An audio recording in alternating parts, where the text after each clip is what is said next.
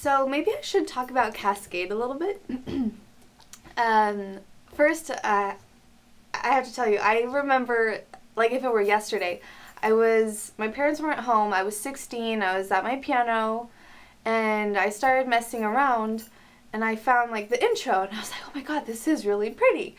And so I remember yelling to my brother, Thomas, come see what I found on the piano, because that's what I always say. I say I find stuff in the piano, because I kind of feel like there's music inside of me, and it's all there, and it just has to be put into words, but not words, into music.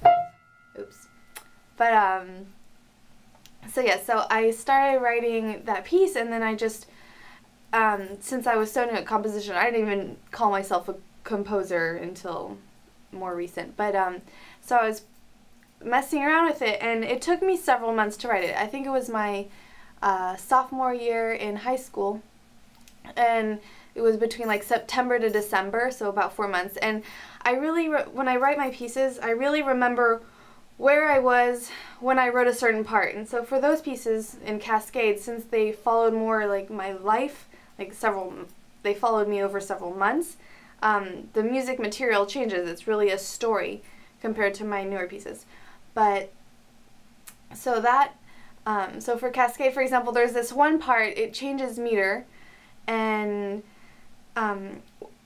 we had a blackout at home, and so there was absolutely no light, so I went to get 3 little candles, and I put them up on top of the piano, and I wrote this part, and then I added it in Cascade. And so there's another, like towards the end, the octave part where it gets really loud. I wrote that during a break in high school. I would always, instead of going and eating lunch, whatever, in the streets and stuff, I would go into the music room and go play piano. And so I wrote that part there. So there's other parts that I would write when I would babysit, and so the kids would go to bed, but some of the parents where I would babysit had electrical pianos, so I'd put on the headphones and I'd be writing my music until they came home.